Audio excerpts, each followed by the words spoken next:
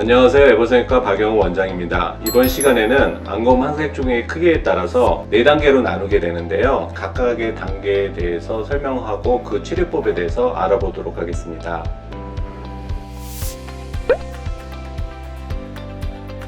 안검 항색종 수술 후에 흉터가 생길 수 있는데요. 보통 하얀 피부를 가진 분들은 흉터가 많이 안 남는데 어두운 피부를 가지신 경우는 절제할 경우에 약간의 흰 흉터가 남을 수 있는데요. 그게 크게 눈에 띄지는 않습니다. 안검 항색종 1단계나 2단계 정도에서는 단순하게 황색종을 절개하기 때문에 약간 긴 흉이 남을 수 있고요. 3단계부터는 상안검 전체를 성형술하기 때문에 성형술 전체가 이제 흉터로 보일 수가 있습니다. 근데 이게 시간이 지나면 희미해지기 때문에 크게 걱정은 안 하셔도 됩니다. 4단계 이상 넘어가시면 피부 이식을 하거나 또 이런 경우가 있기 때문에 피부 이식 두께나 색깔 차이가 약간 있을 수 있어서 흉터가 더 오래 가고, 이 흉터가 생기는 거를 후처치료, 레이저 치료나 이런 걸 할 수 있다고 생각합니다.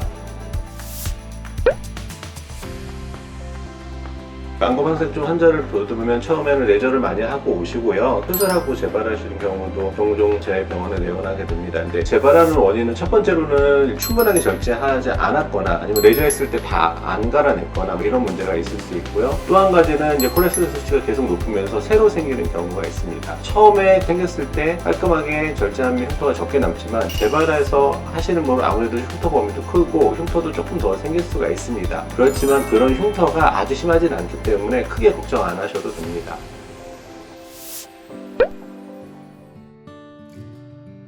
안검 항색종이 처음에 생겼을 때부터 이제 진행되는 과정을 단계별로 설명을 드릴 텐데요. 안검 항색종이 처음 생길 때는 눈 앞머리에 보통 노랗게 좁쌀 모양으로 생기게 됩니다. 이게 점점점 눈 모양을 따라서 탕원형처럼 이렇게 길게 퍼져나가는 단계였는데요. 이런 경우에 우리가 보통 1단계라고 합니다. 그리고 2단계는 뭐냐면 항색종이 앞에 생긴 게 코 쪽으로 내려오게 됩니다. 이럴 때는 이제 문제가 이게 깊어집니다. 그래서 피부나 근육에만 이제 이게 생기는 것이 더 깊은 쪽으로, 그러니까 골막 쪽으로도 같이 가까이 이제 황색종이 진행되기 때문에 2기부터는 이제 깊이가 깊어진다고 생각하시면 됩니다. 그리고 이제 3기라고 보는 거는 이제 윗꺼풀 생긴 게 아랫꺼풀 앞머리에도 이렇게 생기는 겁니다. 그게 이제 나비 모양처럼 생기게 됩니다. 이게 이제 3단계예요. 4단계는 어떻게 하냐면 눈 전체를 침범해서 눈이 전부 다 이제 황색종으로 변하는 게 4단계입니다. 이렇게 4단계를 나눌 수 있고요. 각각에 대해서 우리가 치료법이 약간 차이가 나서 요거에 대해서 설명하도록 하겠습니다. 1단계는 어떻게 눈 앞머리만 생기시는 황색종인데, 이거는 눈 모양에 따라서 살짝 절제하면 흉도 많이 남지 않고 눈 모양도 변형이 안 되기 때문에 초창기 1기에 오시면 그냥 그것만 절제하시면 됩니다. 또 다음 케이스 보면 흉터가 거의 안 보이는 걸 확인할 수 있습니다. 그래서 1기는 손쉽게 그것만 절제하면 되고 흉터도 많이 안 남는다, 이렇게 생각하시면 됩니다. 다음에는 이제 2기는 눈의 코 쪽으로 이제 흘러내리는데요. 눈이가 근육관이란 이게 골막 쪽에 가깝게 인대를 다 포함해서 이 황색종이 깊어집니다. 그래서 2단계부터는 만약에 단순 절제하는 거는 기본으로 단순 절제를 하지만 안에가 너무 깊기 때문에 인대나 근육을 다시 봉합하는 수술들을 해줘야 됩니다. 그래서 뭐 이럴 경우에 흉이 아무래도 깊으니까 더 생길 수 있겠죠. 특히 코 앞에는 흉이 좀 딱딱하게 생기는 경우가 많거든요. 그래서 이런 경우에는 눈의 흉이 이렇게 당기는 현상에서 눈도 약간 틀어지는 경우가 있어서 2단계 때부터는 주의를 요하는 수술이 되게 됩니다. 이제 3단계는 윗꺼풀과 아랫꺼풀에 포함이 되는데요. 윗꺼풀이 이제 5mm 정도 된다고 그러는데 이런 경우에 5mm를 넘어가게 됩니다. 그래서 그것만 단순하게 절제하면 앞에가 울기 때문에 눈을 전체적으로 밸런스를 맞춰서 눈 전체를 절제하는, 이렇게 해서 긴 흉이 보이고요. 특히 이 하안검 쪽에 생긴 황색종이 5mm를 넘어가면 눈이 뒤집어질 수 있는 안검 외반 형상이 발생할 수 있습니다.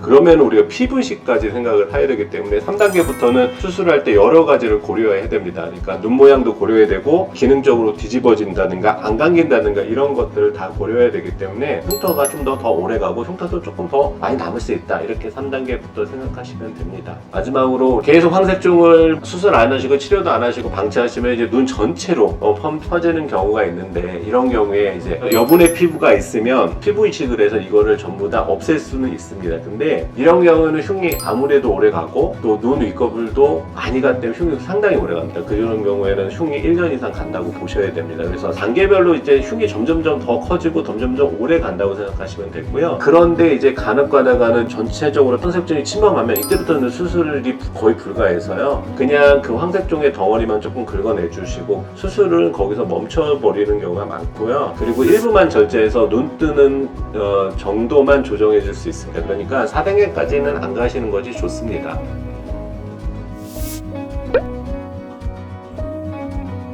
피부가 얇으신 분은 수술하면 흉터가 적게 생기기도 합니다. 피부가 두꺼우신 분은 흉터가 아무래도 두꺼우니까 조금 오래 간다고 생각하시는데 시간이 지나면 흉터는 동일하게 사라집니다. 그러니까 시간만 차이가 있지 그 결과는 별 차이가 없습니다. 그렇게 생각하시면 좋겠습니다.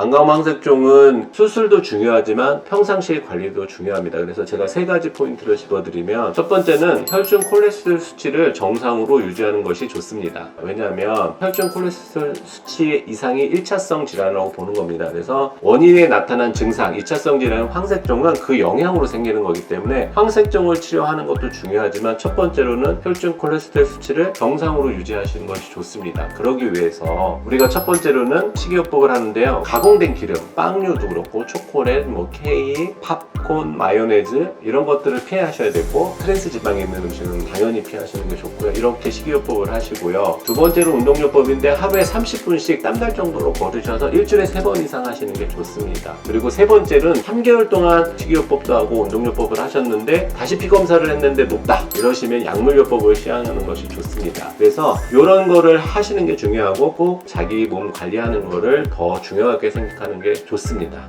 지금까지 안검 황색종에 대해서 단계별로 알아보고 또 치료법으로 알아봤습니다. 그래서 황색종이 발생했을 때 초기에 오시는 게 좋습니다. 처음에 1기 정도는 항상 단순 절제로 쉽게 치료할 수 있는데 나중에는 수술도 커지고 완치율이 낮아질 수도 있거든요. 그러니까 항상 황색종은 초창기에 치료하는 것이 중요하다고 생각하셨으면 좋겠습니다. 이상 에버성형외과 박영호 원장이었습니다.